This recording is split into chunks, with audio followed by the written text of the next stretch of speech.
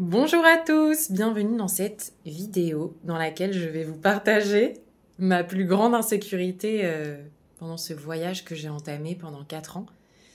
Et oui, c'est l'insécurité qui était plus grande pour moi que l'insécurité de l'argent, qui clairement, je pense, habite tout le monde sur cette planète. Et je pense que ça va vous surprendre un peu. Mais en fait, moi, mon insécurité la plus grande pour ce voyage, c'était de perdre mes relations. Pourtant, j'avais pas prévu de partir 4 ans, hein. Prévu de partir 1 an. Mais en fait, j'étais persuadée que j'allais perdre mes relations, que si j'étais pas à Paris, de toute façon, il est certain que les gens allaient m'oublier, que au final, ça allait me faire perdre mes amitiés. Et que j'allais me retrouver toute seule. Enfin, vraiment, c'était ça qui criait au fond de moi et que j'arrivais pas du tout à faire taire. Et quand j'ai senti au mois de janvier que clairement j'allais pas rentrer, enfin, il était hors de question, j'étais enfin heureuse, je trouvais enfin ma voie dans le sens, vivre harmonisé avec la vie, en fait, au travers de la magie, en fait, j'ai envie de dire. Parce que j'avais perdu complètement le sens de la magie à Paris. Et je pense que de toute façon, quand on est dans un quotidien, quand on est dans l'endroit qu'on connaît le plus sur Terre, là où on est né, etc., c'est un peu compliqué parfois de recréer la magie ou même de la ressentir, en fait. Et là, ça m'a mis un coup parce que j'ai repensé à cette insécurité-là qui s'est ravivée. Et je me suis dit, mais dans ce cas-là, si je rentre pas... c'est foutu, je vais pas pouvoir garder mes relations, du coup j'aurai plus d'amis, du coup j'aurai plus personne. Enfin bon, je vous laisse imaginer un peu la cassette. Et en fait, à ce moment-là, je me souviens que j'ai rencontré une fille qui est encore mon amie aujourd'hui.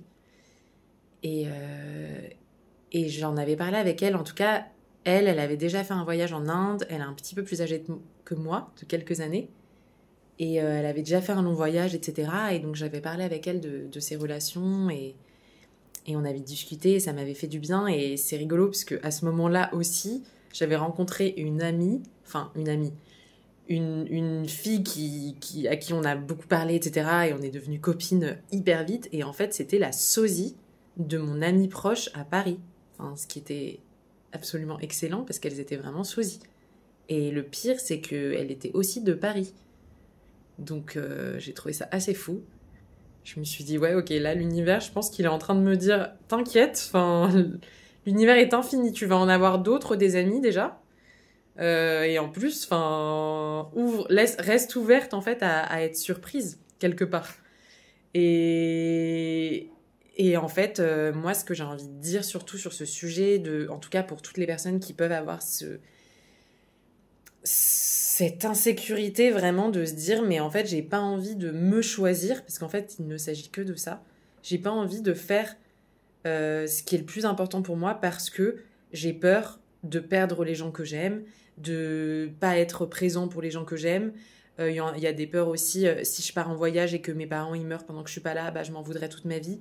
Enfin, tout ce que l'ego va pouvoir nous raconter pour nous laisser en fait, pour nous faire rester bien sûr, mais pour nous laisser aussi dans cet immobilisme et quelque part nous protéger aussi, puisque le cerveau dans cette idée-là, il veut nous protéger.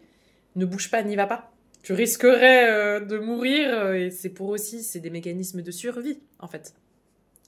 Mais j'ai quand même envie de m'adresser aux personnes qui ressentent ça parce que moi, de mon vécu, de mon expérience, en fait, partir en voyage, et j'irai même plus loin en disant m'écouter, parce que finalement, peut-être que pour vous, c'est pas partir en voyage, peut-être que pour vous, c'est vous écouter et juste, voilà, changer d'endroit en allant plus près, mais voilà, quand même choisir un autre travail ou faire certains choix qui peuvent être difficiles, mais voilà, qu'on sent, on sent l'appel, on a envie, quoi. Mais on se sent aussi retenu en arrière. C'est que moi, mes relations, elles sont devenues beaucoup plus profondes et beaucoup plus puissantes, même si je suis partie, en fait.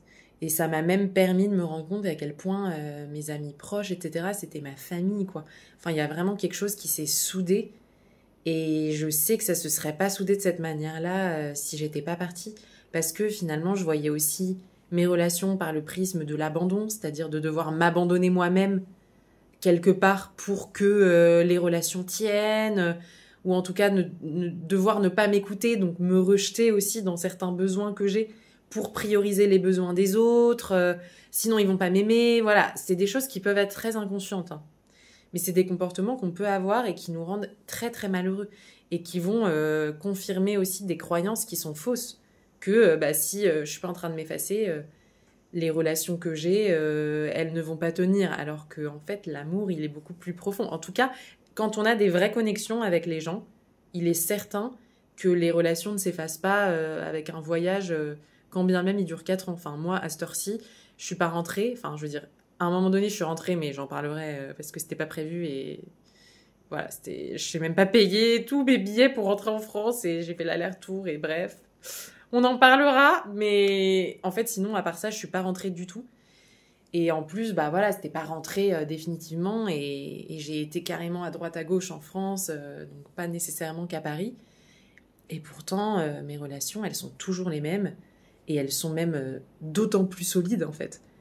Et du coup, je remercie quand même, je me remercie de m'être écoutée parce que ça m'a permis aussi de constater ça et de me dire waouh, mais en fait, je m'empêche de vivre. Alors que si je m'écoute et que je me laisse vraiment vivre, mes relations deviennent plus puissantes. Et je pense que ça tient aussi au fait que plus notre relation à nous-mêmes est alignée et puissante aussi dans le sens où on devient solide avec nous-mêmes, avec nos besoins, avec le fait de s'écouter, avec le fait de vouloir aussi s'engager envers soi, plus nos relations autour de nous, elles vont prendre une tournure qui est finalement le reflet de cette relation qu'on a à nous-mêmes, en fait, qui oui, enfin, peut grandir et peut avoir des tournures qu'on n'a pas encore connues aussi, parce que quelque part, moi, quand j'étais à Paris, en fait, ma relation à moi-même, elle était pas bonne, mais j'avais de la difficulté à vraiment m'en rendre compte. Enfin, parfois, on ne voit pas aussi, on se rend pas compte, on est habitué et on se rend pas compte de tous ces dialogues intérieurs qui font qu'en fait, on se tire pas vers le haut, de tout ce qui fait que, en fait, on s'aime pas vraiment parce que dans nos choix tous les jours, en fait, on se choisit pas. Du coup, on se laisse de côté. Du coup, on préfère ne pas écouter nos besoins et remettre à plus tard tout ce qui est important pour nous, ne jamais le faire. Bref, j'en passe. Mais en tout cas, voilà, moi je voulais faire cette vidéo pour ça, pour rassurer les personnes en fait qui ont peur aussi de ça, de perdre leur relation, de perdre leurs amis. Et en fait, les personnes que vous allez perdre, la vérité c'est que c'est pas vos amis en fait. Non mais vraiment, enfin même si c'est facile à dire, etc. Parce que voilà, en fait on perd pas les relations qui sont celles avec lesquelles on va cheminer longtemps, etc. Et qui sont celles qui vont nous apporter le plus, enfin, en général, en fait, on ne les perd pas. On les voit évoluer autour de nous et voilà, après, il y a toute cette thématique bouddhiste de l'impermanence et de devoir accepter que oui, tout est impermanent, dont les relations, mais la vérité, c'est que la vie, elle est quand même parfaite dans un sens et les relations qui s'arrêtent, c'est pour une raison. C'est parce qu'en fait, c'est finalement peut-être pas des relations qui font vivre la vraie version la plus authentique de nous-mêmes.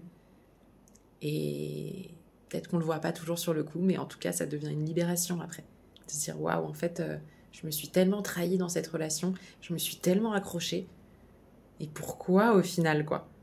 Enfin, voilà. En tout cas, merci de m'avoir écoutée.